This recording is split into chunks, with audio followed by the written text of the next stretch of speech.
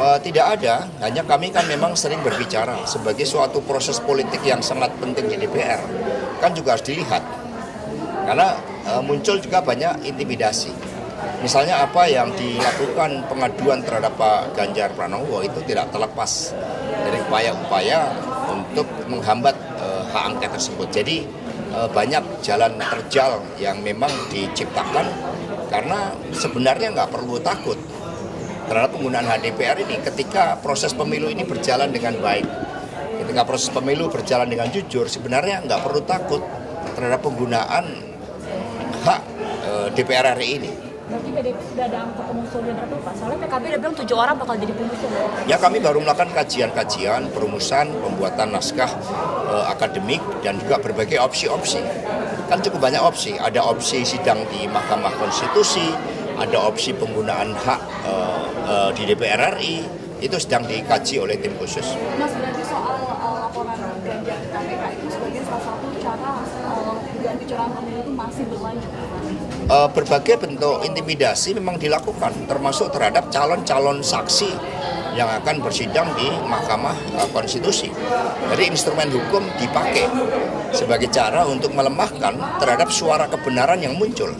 Tetapi ini kan zaman digital, suara kebenaran sulit ditutupin. Apalagi setelah muncul ya berbagai upaya-upaya untuk mengungkapkan ya seperti tadi bagaimana melalui audit forensik Sirekap ternyata yang dilakukan oleh para pakar ternyata menemukan adanya algoritma tertentu, bahkan quick count itu pun di-intercept. Nah ini kan yang sangat bahaya di dalam demokrasi kita ke depan. Sikap PDIP terhadap ini laporan Pak Ganjar gimana sikap PDIP? Ya kita kan sudah biasa instrumen hukum seringkali dipakai bukan untuk keadilan, tapi instrumen hukum dipakai sebagai alat politik. Jadi praktek politik yang sangat liberal ini yang kami sayangkan itu adalah ketika batasan-batasan campur tangan eksekutif yang seharusnya tidak bisa mengintervensi hukum, yang seharusnya tidak bisa intervensi lembaga seperti Mahkamah Konstitusi, ini kan terjadi. Dampaknya sangat luas. Misalnya ketika beberapa dari tim kami bertemu dengan para duta besar, mereka mempertanyakan tentang kepastian hukum di Indonesia, bagaimana mau investasi ketika undang-undang pemilu, bahkan ketika Mahkamah Konstitusi pun itu ternyata bisa diintervensi oleh hukum, oleh kekuasaan. Siapa yang kemudian akan melindungi kepentingan investasi mereka, sehingga ini menciptakan ketidakpastian yang dampaknya sangat luas.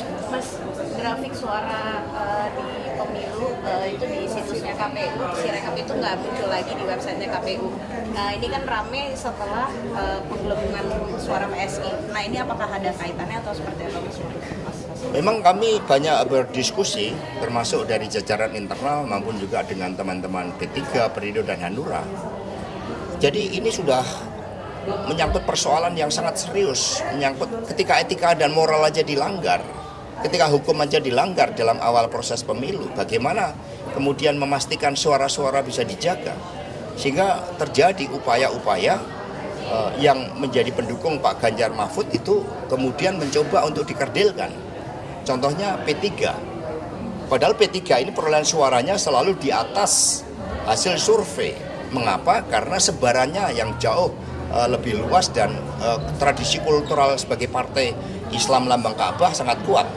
Sehingga muncul, jangan sampai ini dari Pak Jokowi ini karena kepentingan untuk mendorong PSI kemudian menghilangkan sejarah partai Ka'bah dalam tradisi politik kita. Ini yang sangat dikhawatirkan, maka stop kecurangan. Dan untuk itu pemerintah nggak perlu khawatir, karena ini proses demokrasi yang seharusnya semua terbuka untuk dilakukan evaluasi, termasuk kemungkinan menggunakan hak DPR RI seperti hak angket. Tidak perlu dihadapi dengan kekuasaan seperti saat ini.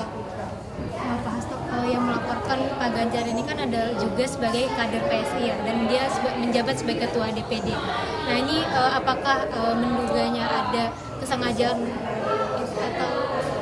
Ya itu nampak sangat jelas bahwa sejak awal siapa yang bersikap kritis itu mencoba untuk dihambat karena kekuasaan telah berubah arah. Bahkan contohnya Saudara Endah ketua DPC kami Gunung Kidul yang berani menyuarakan kebenaran, muncul operasi politik. Padahal dalam pemilu yang lalu dia suaranya terbanyak. Lalu sekarang tidak terpilih. Jadi muncul berbagai operasi-operasi politik terhadap orang-orang yang kritis. Tetapi yang mendukung ada operasi penggelembungan suara. Download Tribun X sekarang. Menghadirkan lokal menjadi Indonesia.